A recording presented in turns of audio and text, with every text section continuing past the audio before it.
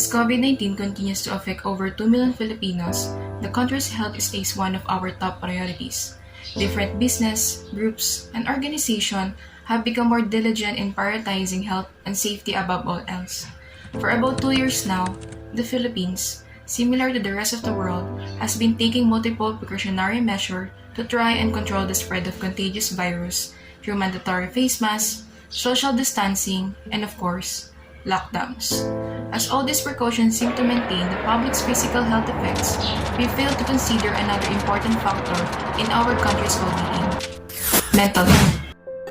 Many people who have a mental illness do not want to talk about it because some people believe that individuals with mental health problems are dangerous, when in fact, they are at the higher risk of being attacked or harming themselves than hurting other people. Tried to. I didn't care about anything.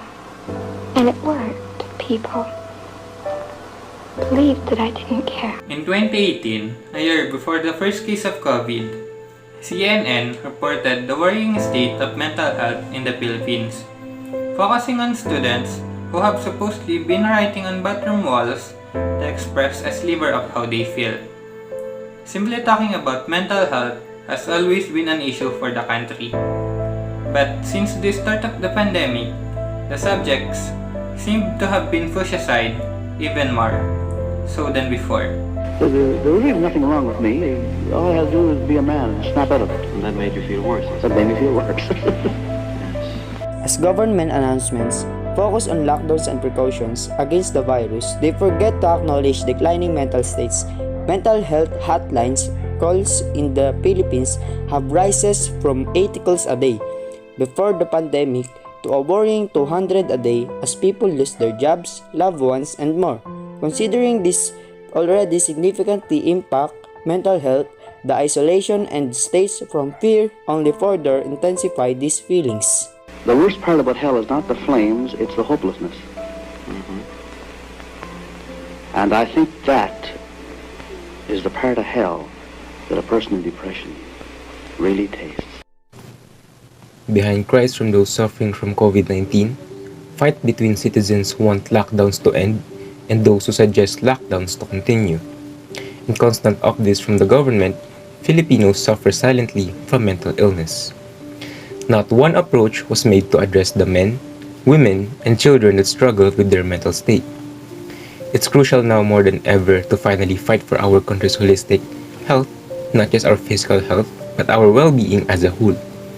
Understand that this is the time to look to the people you know, those that you don't, even yourself, and give your support as we all make it through the pandemic. Just learning to talk about this issue is a step forward for all of us. So take action for yourself and ask, how am I? How am I? Am I okay? That's the question I ask myself every day. I try to stay as positive as possible and encourage others to find beauty and meaning in life's challenges. However, there are days when I just can't seem to do it. There are times when good seems elusive and just out of reach. I have bad days when I can't see through the tears. I too have bad days. I used to believe that having bad days meant I was failing, but I was mistaken. Being not okay is a part of who I am as a human being. Expressing your emotions is never a bad thing.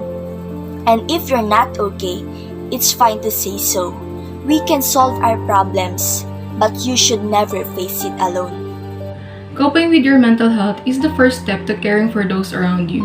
If anything, recognizing the negative feelings you have in yourself invites others to cope with their health. It reminds us all, although we may have feelings that are considered borderline taboo in the Philippines, like anxiety and depression, it's normal to feel this way, especially during times like this. Help yourself, and in your turn, help the Philippines.